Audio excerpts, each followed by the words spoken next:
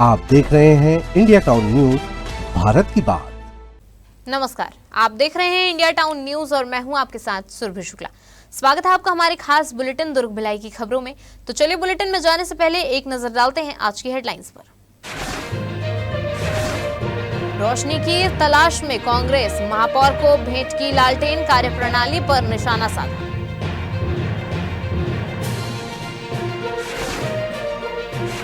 Footpath पर सख्ती, अतिक्रमण पर वार, फुटपाथ कराया गया खाली, सड़क पर हुई कार्रवाई।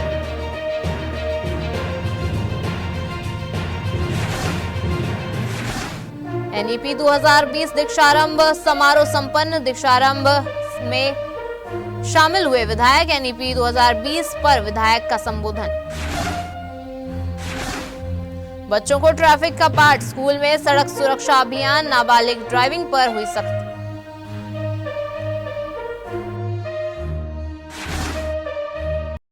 भिलाई में मोबाइल सिम जारी करने के नाम पर बड़ा फर्जीवाड़ा सामने आया है। एक व्यक्ति के आधार कार्ड और बायोमेट्रिक का इस्तेमाल कर किसी और के नाम पर ही नहीं बल्कि उसी व्यक्ति की पहचान से एक अतिरिक्त सिम एक्टिवेट कर दिया गया और उसका इस्तेमाल कोई दूसरा कर रहा था। जी हां, मामले की शिकायत के बाद साइबर जांच में पूरा खेल उजागर हुआ। मामला उस वक्त सामने आया जब एक व्यक्ति नया सिम लेने के लिए सिम विक्रेता के पास पहुंचा। उसने नियम के मुताबिक आधार दस्तावेज और बायोमेट्रिक प्रक्रिया पूरी की, लेकिन विक्रेता ने तकनीकी समस्या बताकर सिम जारी करने से इनकार कर दिया। कुछ समय बाद साइबर जांच में पता चला कि शिकायतकर्ता के नाम से एयरटेल का सिम पहले ही जारी हो चुका है और उसे कोई अन्य व्यक्ति चला रहा है। जांच में सामने आया कि दस्तावेज और बायोमेट्रिक जानकारी का गलत इस्तेमाल कर यह फर्जी सिम एक्टिवेट किया गया था। पुलिस ने जांच के दौरान मिले साक्ष्यों के आधार पर सिम जारी करने की प्रक्रिया में शामिल महिला आरोपी निशा सेंड को चिन्हित किया और गिरफ्तार कर लिया। फिलहाल आरोपी को कानूनी कार्रवाई के बाद न्यायालय में पेश किया गया है। भिलाई में त्योहारी बाजार सजने से पहले निगम ने सड़क और फुटपाथ पर कब्जा जमाकर कारोबार करने वालों के खिलाफ सख्त कार्रवाई शुरू कर दी है। मकसद साफ है, शहर की सड़कों को जाम से बचाना और आम लोगों के लिए आवागमन आसान बनाना। निगम का कहना है कि फुटपाथ पैदल चलने वालों के लिए है, न कि दुकान लगाने के लिए। त्योहारी सीजन की शुरुआत के साथ ही शहर के कई इलाकों में सड़क और फुटपाथ पर अस्थायी कपड़ों की दुकानें सजने लगती हैं। आपको बता दें कि इससे न सिर्फ यातायात प्रभावित हो रहा था बल्कि पैदल राहगीरों को भी सड़क पर चलने के लिए मजबूर होना पड़ रहा था। लगातार मिल रही शिकायतों के बाद नगर पालिका निगम भिलाई ने कार्रवाई का फैसला लिया।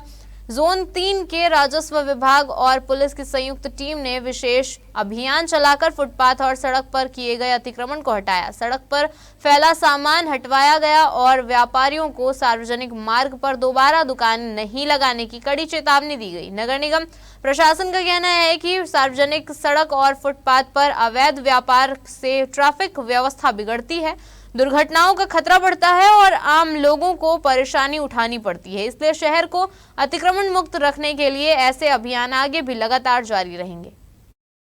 साइबर अपराधियों के लिए अपना बैंक खाता किराए पर देना अब भारी पड़ रहा है। भिलाई में साइबर ठगी की रकम को इधर से उधर पहुंचाने के लिए इस्तेमाल किए जा रहे 13 म्यूल बैंक खाता धारकों पर पुलिस ने शिकंजा कस दिया है। सुपेला, खुर्सीपार पुलिस और एसीसीयू की संयुक्त कार्रवाई में इन सभी आरोपियों को गिरफ्तार कर वैधानिक कार्रवाई की गई है।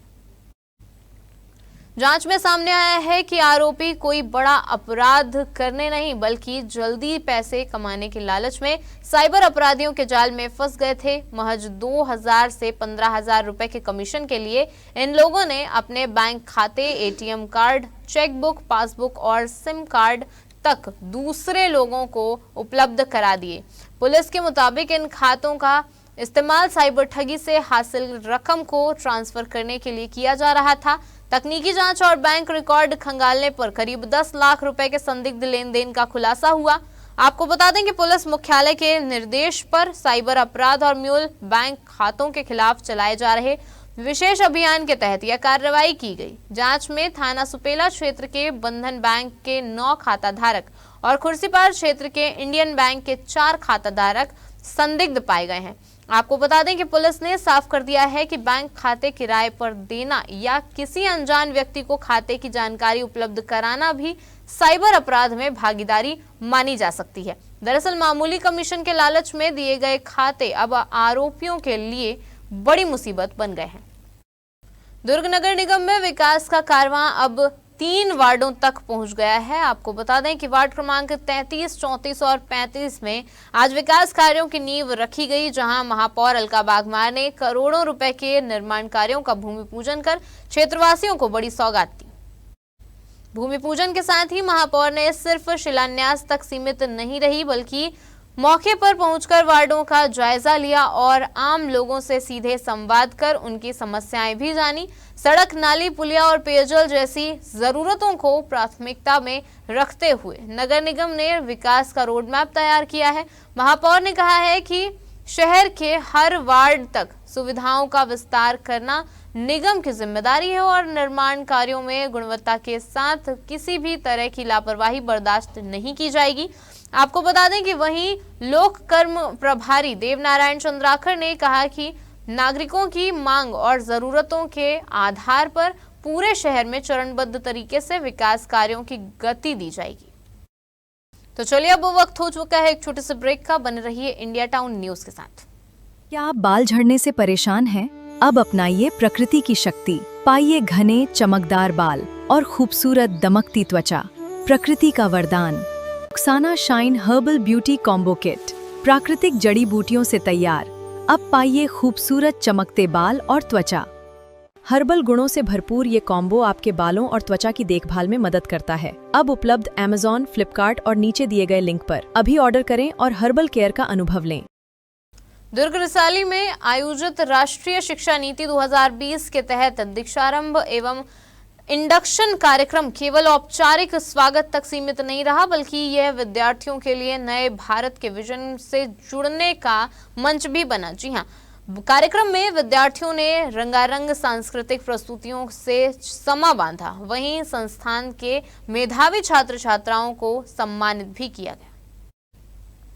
इस दौरान विधायक ललित चंद्राकर ने अपने संबोधन में कहा कि राष्ट्रीय शिक्षा नीति 2020 देश की शिक्षा व्यवस्था में बड़ा बदलाव लेकर आई है।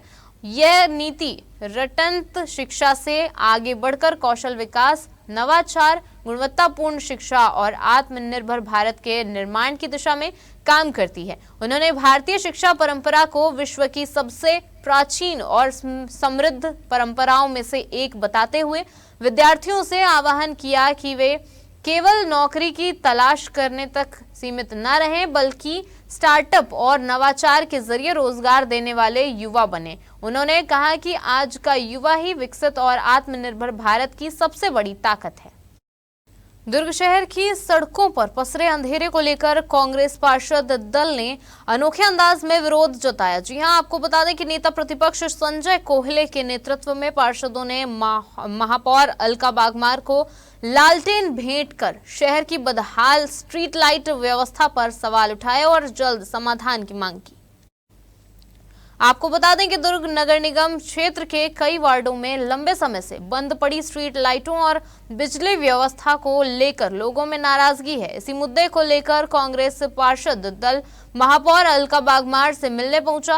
पार्षदों ने शहर में अंधेरे की स्थिति का प्रतीक बताते हुए महापौर को लालटेन भेंट की और संबंधित ठेकेदार एवं अधिकारियों की कार्यप्रणाली पर सवाल उठाए। नेता प्रतिपक्ष संजय कोहले ने कहा कि शहर के अधिकांश वार्डों से लगातार स्ट्रीट लाइट बंद होने की शिकायतें मिल रही है। उनका दावा है कि महापौर के वार्ड में भी यही समस्या बनी हुई है, जहां स्थानीय पार्षद द्वारा कई बार लिखित शिकायत किए जाने के बावजूद स्थिति में सुधार नहीं हुआ। कांग्रेस पार्षद दल ने ज्ञापन सौंपकर चेतावनी दी है कि अगर जल्द व्यवस्था नहीं सुधरी तो आंदोलन को और तेज किया जाएगा। फिलहाल महापौर को सौंपे गए ज्ञापन और लालटेन के जरिए कांग्रेस ने नगर निगम की कार्यप्रणाली पर निशाना साधा है। अब देखना होगा कि शहर की स्ट्रीट लाइट व्यवस्था कब तक पटरी पर उतरती है। किस तरह देखते हैं लाइट की क्या व्यवस्था है? बहुत अंधेरा है, 60-70 लाइट का तो मैं पहले ही लीक करके दे चुकी हूँ, 2-3 बार लीक कर दे चुकी हूँ। तो किसी से मुलाकात की, अधिकारी से बताई जानकारी? महापौर से पहली बार मिल रही है कि इससे पहले भी मुलाकात? नहीं, महापौर जी से पहली बार मिले हैं। बाकी अधिकारियों को हम आवेदन लिख कर देते गए। बहुत अंधेरा है क्योंकि आउटर है तो बहुत ज़्यादा ज़रूरत है। ये पूरे शहर में 60 वार्ड में हर वार्ड में 20-30 लाइटें खराब है। लाइटें बन नहीं पा रही है, महापौर जी लाइट खरीद नहीं पा रही है, शासन लाइट दे नहीं पा रही है। तो इस कारण कांग्रेस पार्षद दल के हम साथ में माननीय महापौर जी को ये ज्ञापन देने आए कि जल्द से जल्द आप लाइट खरीदी करें। अगर आप लाइट खरीदी नहीं कर सकते हैं तो हमने उनको प्रतीकात्मक रूप से एक कंडील दिया है, उस कंडील को आप शहरों में लगवा दीजिए, जो बहुत सस्ता भी है और थोड़ा उजाला करेगा। ना उजाला से कम थोड़ा उजाला करेगा। देखिए 4 दिन पहले से तय हो गया था कि आज बैठना इस विषय को लेकर के, क्योंकि समस्या जो चल रही है, जो मेरे तक आई है समस्याएं, तो उस विषय को लेकर के हम आज बैठने ही वाले थे। वैसे भी तो आपके वार्ड में भी अंधेरा है, ऐसा शिकायत आ रही है पार्षद के द्वारा? देखिए वार्ड पार्षद को भी देखना चाहिए, सिर्फ अंधेला नहीं है, सफाई भी नहीं हो रही है। सिर्फ कंप्लेन करना समाधान नहीं है, कंप्लेन के साथ काम भी करना पड़ता है। तो आगामी किस तरह की तैयारी रहेगी वार्ड के? देखिए उसी विषय को लेकर के आज यहाँ भी बैठे हैं कांग्रेसी पार्षद के साथ, आज बीजेपी पार्षद के साथ ऊपर बैठे। भिलाई में अपहरण, मारपीट और डकैती के गंभीर मामले में फरार चल रहे आरोपी को सुपेला पुलिस ने गिरफ्तार कर लिया है। दरअसल पुलिस ने मुखबिर की सूचना पर आरोपी सिद्धार्थ उर्फ सिद्धू देवदास को हिरासत में लेकर पूछताछ की, जहां उसने वारदात से जुड़े कई अहम खुलासे किए हैं। आरोपी को न्यायालय में पेश किया गया, जहां से उसे न्यायिक अभिरक्षा में भेज दिया गया है। मामला थाना डोंडी में दर्ज प्रकरण से जुड़ा हुआ है।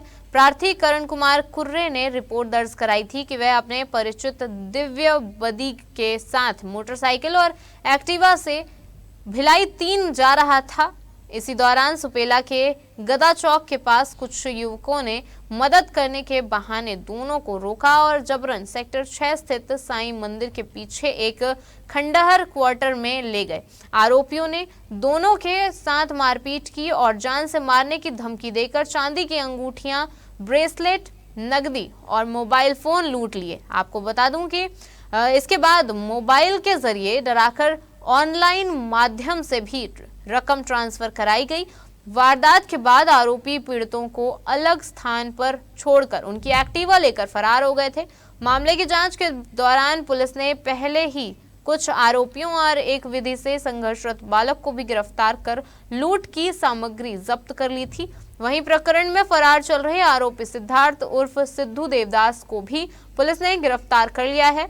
वहीं पूछताछ में आरोपी ने लूटे गए मोबाइल फोन को बेचने के लिए दूसरे आरोपी को देने और लूट की रकम खर्च कर देने की बात स्वीकार की, जिसके बाद पुलिस ने आरोपी के खिलाफ कार्रवाई करते हुए उसे न्यायालय में पेश किया, जहां से उसे जेल भेज दिया गया है। दुर्ग यातायात पुलिस का ऑपरेशन विश्वास अब स्कूलों तक पहुंच चुका है। नाबालिगों द्वारा वाहन चलाने की बढ़ती घटनाओं पर रोक लगाने और सड़क सुरक्षा के प्रति जागरूकता बढ़ाने के उद्देश्य से भिलाई के रिसाली स्थित मैत्री विद्या निकेतन स्कूल में विशेष अभियान चलाया गया। इस दौरान विद्यार्थियों को यातायात नियमों का पालन करने और जिम्मेदार नागरिक बनने का संदेश भी दिया गया। यातायात जोन प्रभारी सिविक सेंटर निरीक्षक पीडी चंद्रा और उनकी टीम ने मैत्री विद्या निकेतन स्कूल में आयोजित कार्यक्रम में करीब 600 छात्र छात्राओं को सड़क सुरक्षा से जुड़े महत्वपूर्ण नियमों की जानकारी दी। विद्यार्थियों को बताया गया कि 18 वर्ष की आयु पूरी होने और वैध ड्राइविंग लाइसेंस मिलने से पहले वाहन चलाना कानूनन अपराध है, जो जानलेवा हादसों का कारण बन सकता है। कार्यक्रम में हेलमेट और सीट बेल्ट के उपयोग, निर्धारित गति सीमा का पालन, वाहन चलाते समय मोबाइल का इस्तेमाल नहीं करने और ट्रैफिक संकेतों का पालन करने की अपील की गई। साथ ही जानकारी दी गई कि नाबालिग वाहन चालकों के साथ साथ उन्हें वाहन उपलब्ध कराने वाले अभिभावकों के खिलाफ भी मोटरयान अधिनियम के तहत कार्रवाई की जा रही है। इस दौरान यातायात पुलिस ने स्कूल प्रबंधन से भी कहा कि बिना हेलमेट और बिना ड्राइविंग लाइसेंस दोपहिया वाहन से आने वाले छात्रों को स्कूल परिसर में प्रवेश न दिया जाए। आपको बता दें, इसके साथ ही ऐसे मामलों में अभिभावकों की बैठक आयोजित कर उन्हें नियमों और कानूनी जिम्मेदारियों के प्रति जागरूक करने का आग्रह भी किया गया। हमारे खास बुलेटिन दुर्ग भिलाई की खबरों में फिलहाल इतना ही। अब मुझे दीजिए इजाजत और आप देखते रहिए इंडिया टाउन न्यूज, भारत की बात। नमस्कार। आप देख रहे हैं इंडिया टाउन न्यूज, भारत की बात।